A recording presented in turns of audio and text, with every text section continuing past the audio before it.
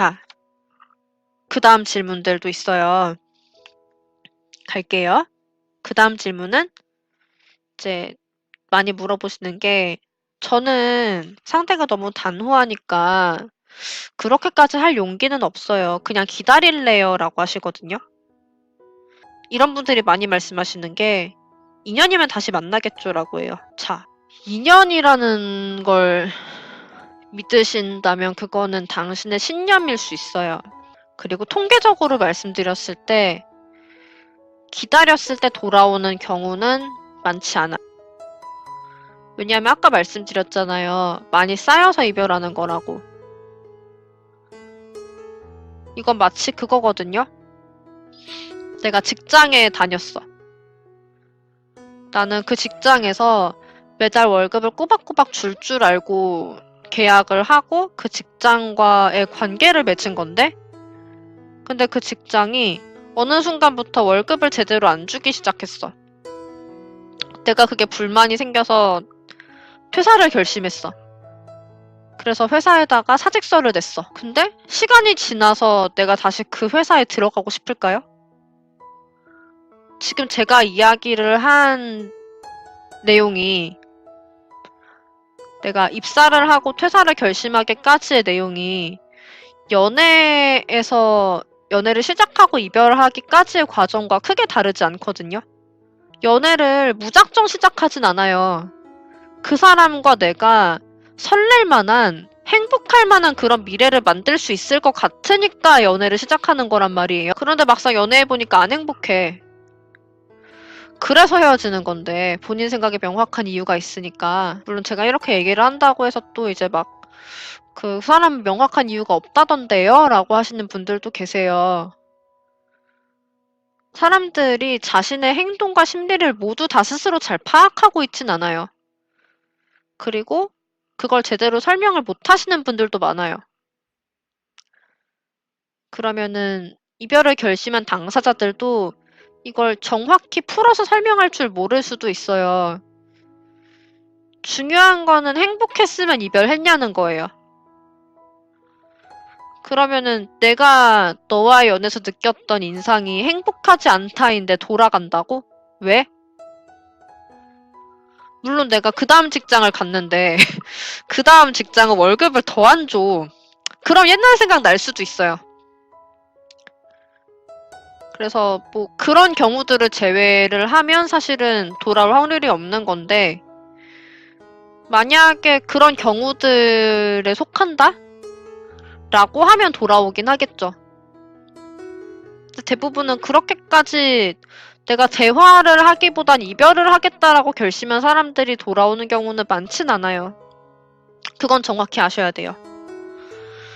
그럼 이럴 때 질문하시는 게 또 있어요. 그래도 보통 남자들은 후폭풍이 오지 않나요? 라고 하세요.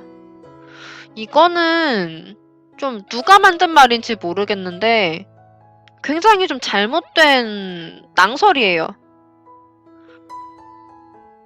왜냐하면 저희가 22,000건의 진단지가 있다고 말씀드렸잖아요.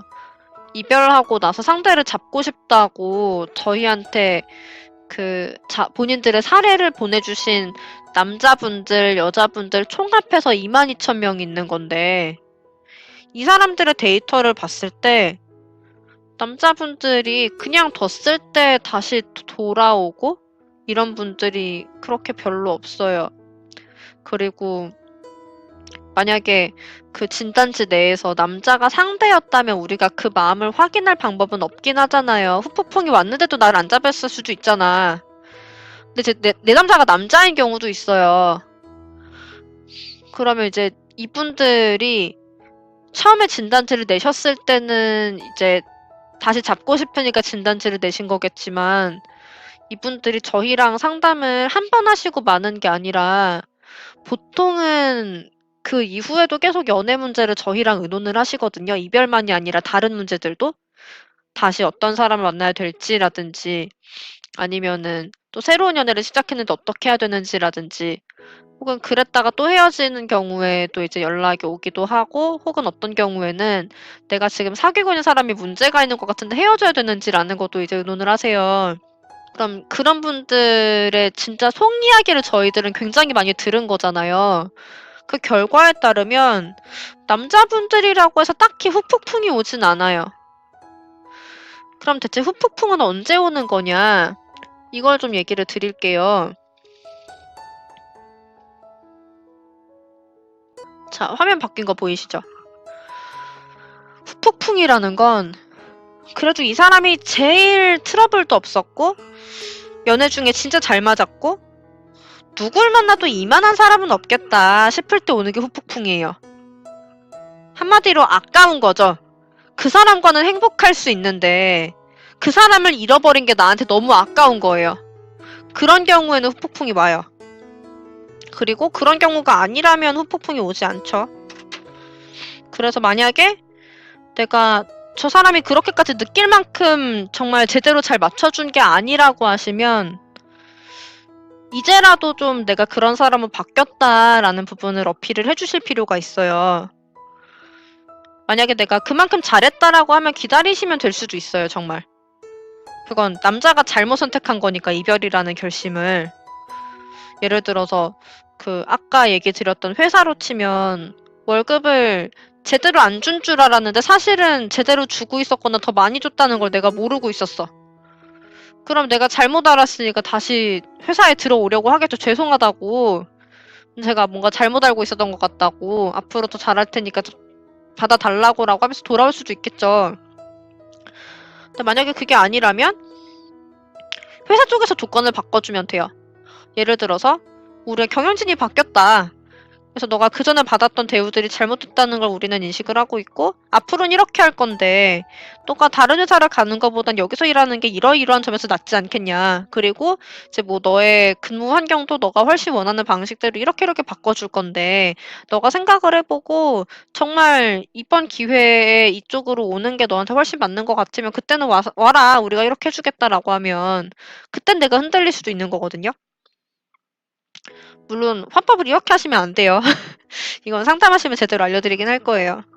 어쨌든 그래서 후폭풍은 사실 그냥 오는 게 아니라 정말 저런 경우에 와요.